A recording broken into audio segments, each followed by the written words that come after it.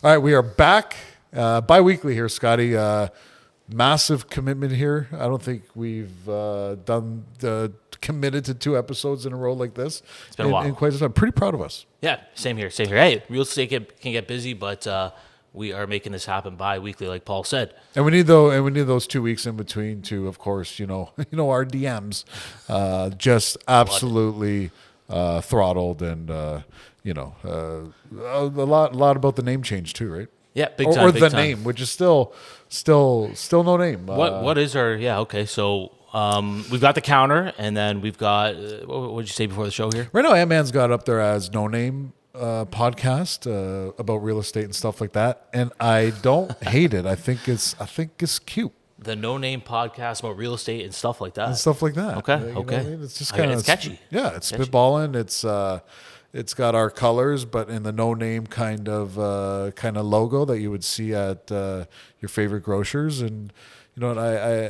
I don't mind it. Is it a winner? I don't know. Time will tell. The counter definitely got some good feedback, but as I roll it through, hey guys, welcome back to the counter. It just ends there. Hey guys, welcome back to another Realtor podcast. I don't mind that either. Okay. Right, another Realtor podcast. Listen, everybody's doing the podcast thing right now, and it's another Realtor podcast. Just call it what it is. It is what it is. So a lot of DMs out there. We need those 2 weeks to go through them. So thanks everybody for your patience. If you haven't sent a DM and you have any questions or want us to talk about a topic, of course, hit us up. We would we love feedback and we love input. So a lot to cover here.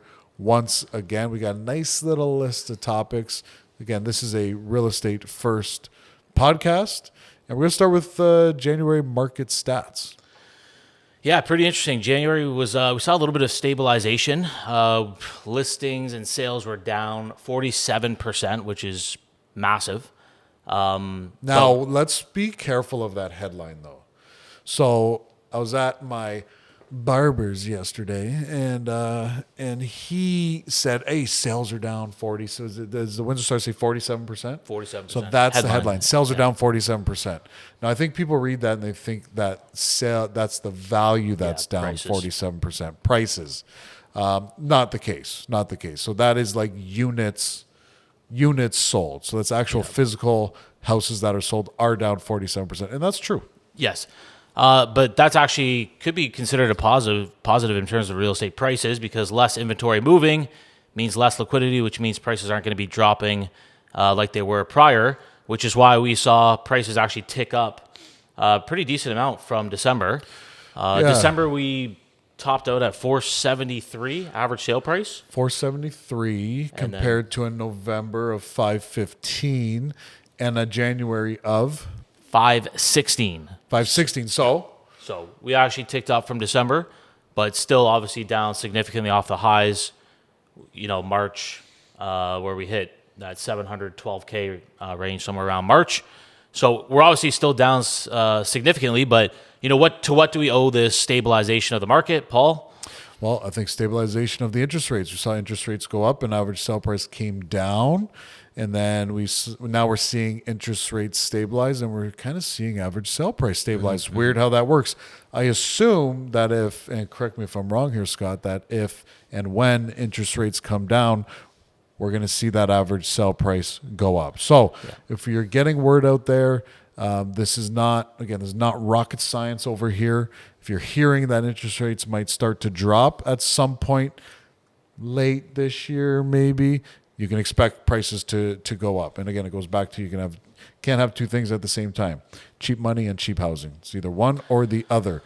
Now, speaking of average sale price in January as opposed to December, we're not going to be running out there screaming that, the average sale price went up $25,000, $35,000, $42,000. You're not going to get that from us, because December numbers is not a really good gauge for our market because of the external factors, the holiday and this, that, the other. But when we compare them to November, hey, you know what? Yeah, one thing that's important to consider as well is these numbers, because there's so few sales, they can be skewed very heavily, very easily by, an above average number of first-time home buyer sales or an above average number of $1 million home sales.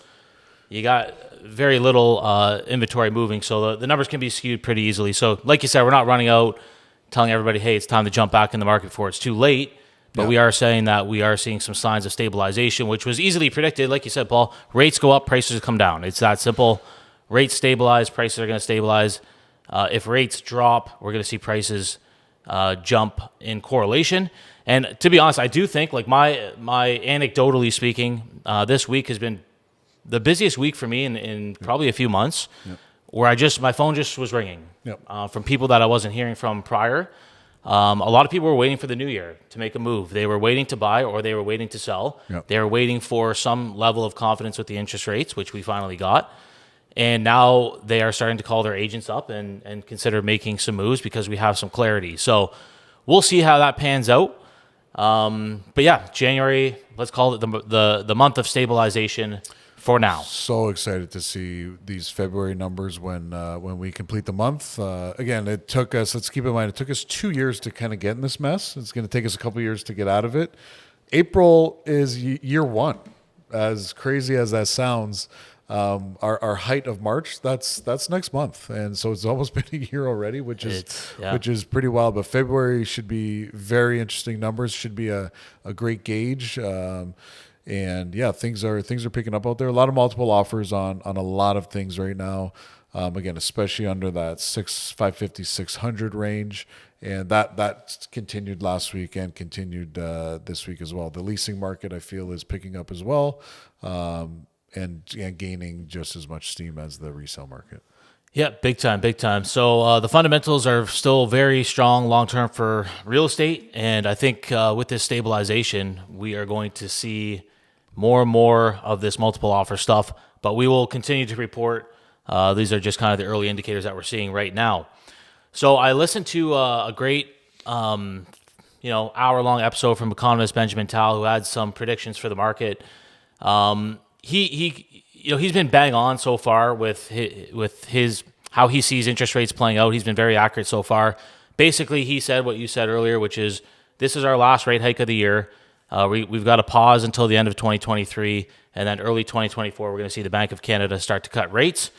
But the banks will likely get ahead of the Bank of Canada's rate cuts and start competing with each other. So you might see the banks actually cutting rates before the Bank of Canada, if that makes sense. Yeah, there's already been some talk of it, and some they're going to start getting a little bit more aggressive, right? Because now the market's going to get busier. Now they're going to have to fight for people's business, and the biggest way they can do that is by offering the best rates. It's very, very simple. The bank's best business is arguably the mortgages, right? Like you're just printing money doing that. So they're going to start competing with each other. I've heard rumblings of 5-year fixed rates under 5% already to start the year at the big banks. Go on. Yeah, 5-year fixed. I'm listening. I didn't know this was pillow talk. This is getting me going here. This is fantastic. Benjamin Tall's the boy, by the way. Like, I don't know. Like, I mean, we're like a lot of people wouldn't know. Like the chief economist of CIBC. That's the boy right there. Like, people wouldn't know who this guy is. But again, we just love reporting the market and what's going on out there. He's seeing different things than we're even privy to. So it's nice to be involved in these talks and report them back to you guys, because we wouldn't know these things, right? And if we can kind of give you the Coles notes on what's going out there from a high level and have it make sense, what an honor, eh? Yeah, he if you actually listen to the call, it's astounding how strong he says the market is. He says straight out, this is not a crash. This is actually the opposite. Inventory is too tight. Demand is very high. We had 950,000 new entrants into the country last year. Those people are going to be entering the market over the next 6-12 months. There's a floor to this market. Immigration is a big part of that. Combining, he also brought up this statistic. Ontario specifically has the capacity to build 75,000 houses a year, 75,000 houses a year. We need 150,000 a year. We don't even have the capacity, even if you were at full go, which we're not right now because borrowing costs are too high. So the builders are on pause. Even if we were at full capacity, we wouldn't be able to build enough to house this next generation of millennials and immigrants that are entering the market. So the supply and demand is what drives all markets, and it's just so out of whack in this country that we do have a floor, and it's going to be tied to interest rates. But we might have hit that floor with this pause. So we'll see. We'll see. Right? Yeah.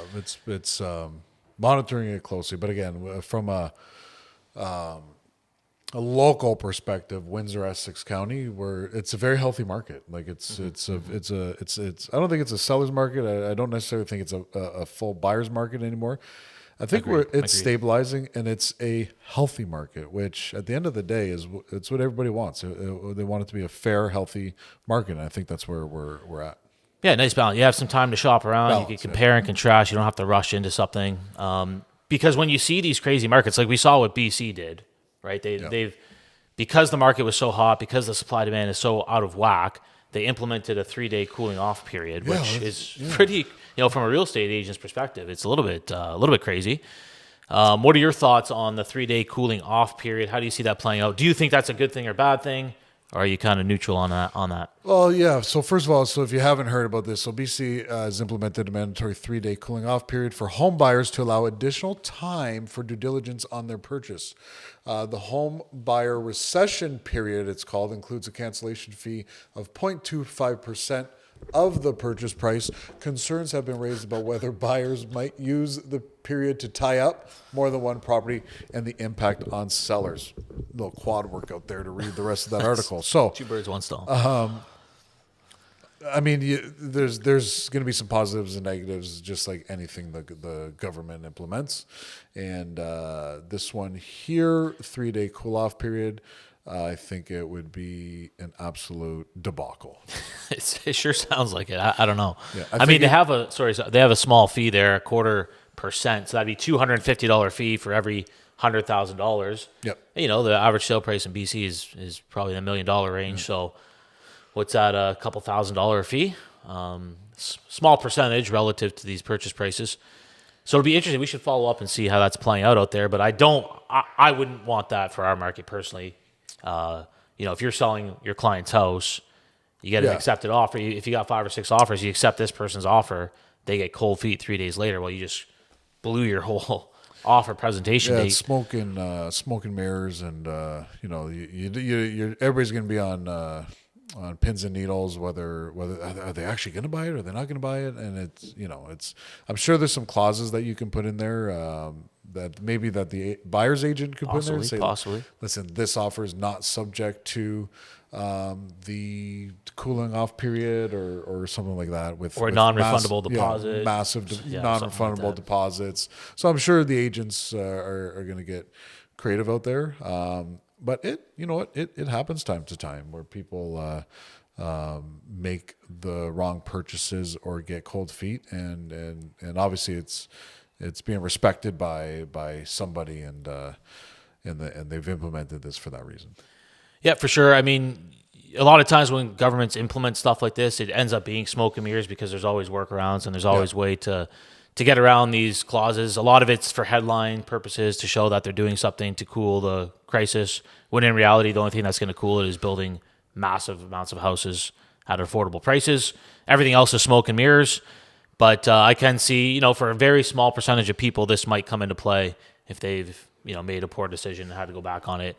I just love how all this stuff is implemented now when the market's actually cool, and we really don't need it. Very strange decision. Even the foreign buyers. I was in Whistler last week and talking to some people there, and there's a lot of Americans that go there. It's a Vail-owned resort, and they can't buy there anymore, right? Because they're foreign. Even Americans are foreign buyers. So huge tax on that, 20% tax if you're not a Canadian resident.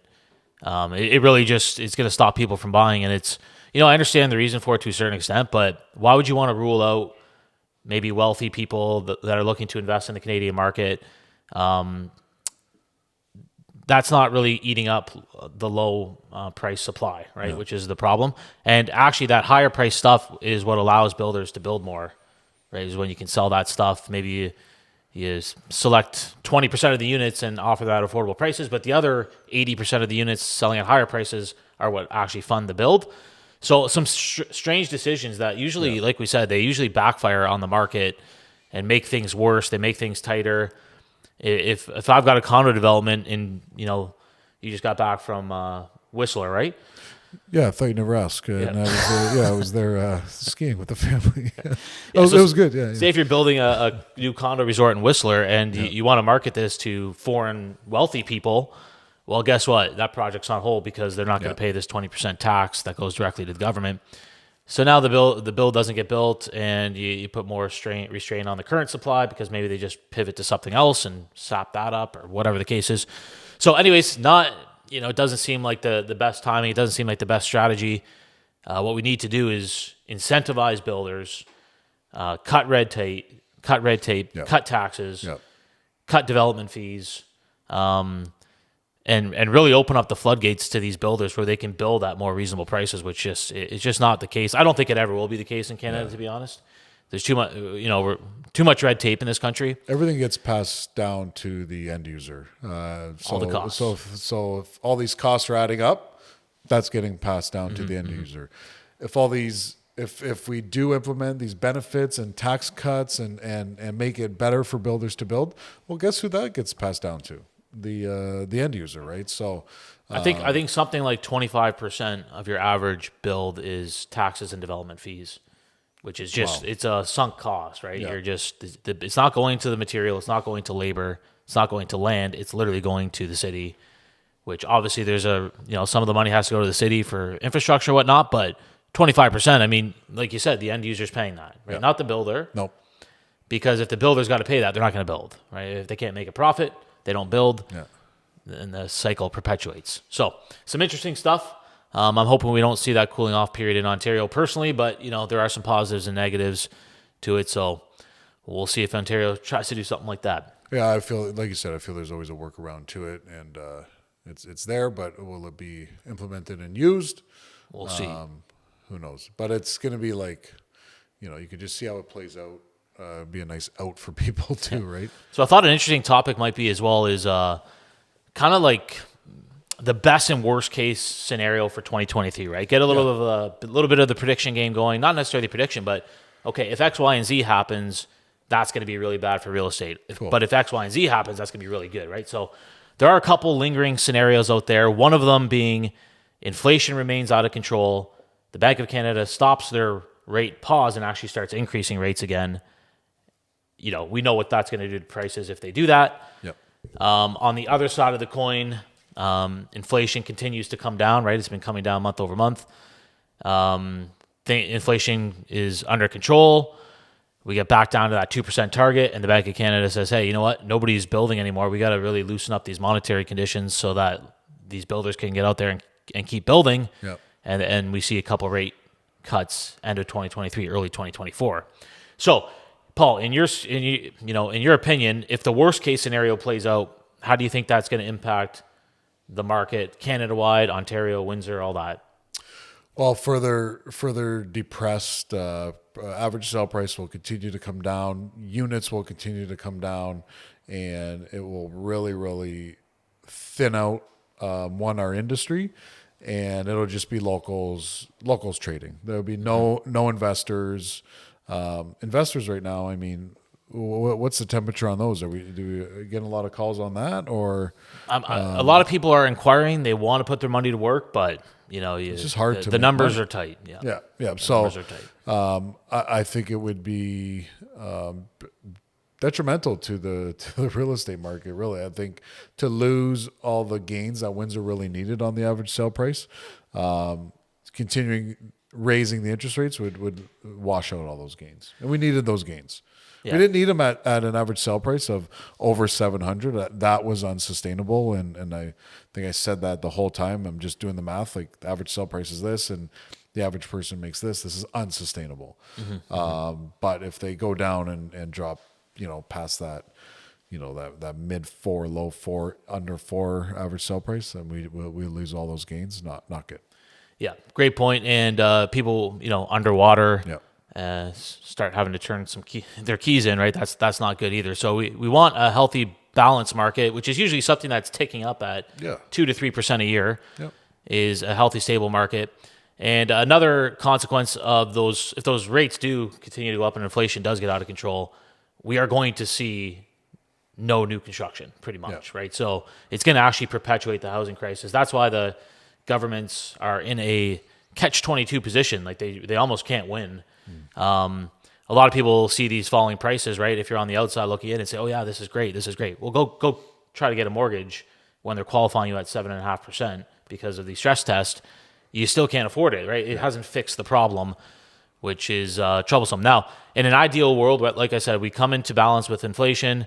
We start reducing interest rates, not to pandemic levels, right, of 0.25%, but a nice, healthy, neutral rate, they call it, where it's not contributing to economic growth or hurting economic growth. It's just kind of allowing for a level playing field. The prices stabilize. They start to tick higher at a slow rate. Builders get out there and start building more supply, and they cut some red tape. You got Bill 23 where they're trying to cut red tape and build homes faster in Ontario, all that stuff. And we get more supply on the line, and hopefully things come into balance over the end of the year. Now, if you're a betting person, if you had to pick one of those scenarios, what do you think is most likely?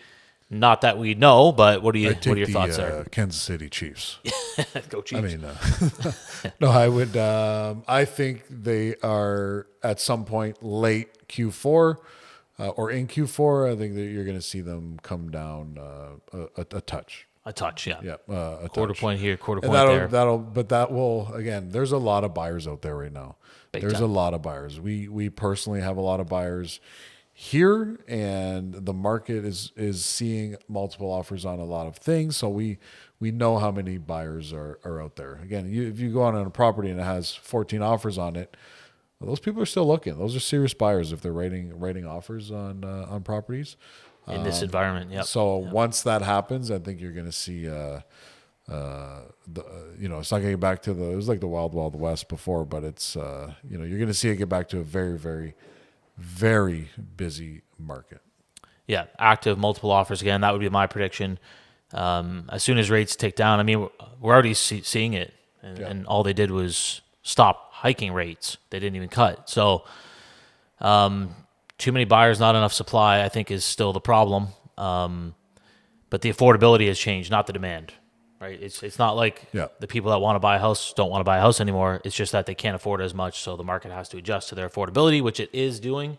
We're pretty close. Well said. Right? Like, oh my God, the well said. I mean, that's it right there. It's and had they qualified for a mortgage, they could afford the pay, and they can't qualify to get the money. That's the problem.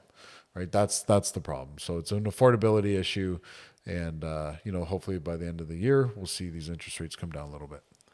No doubt.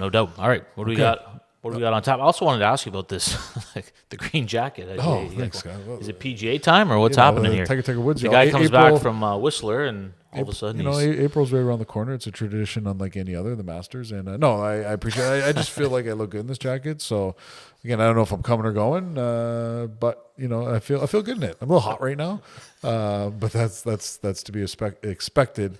And speaking of coming or going, I think we're going to go. I think we're just going to wrap this up here in my green jacket, and we're going to end it. All right, good stuff. Appreciate you.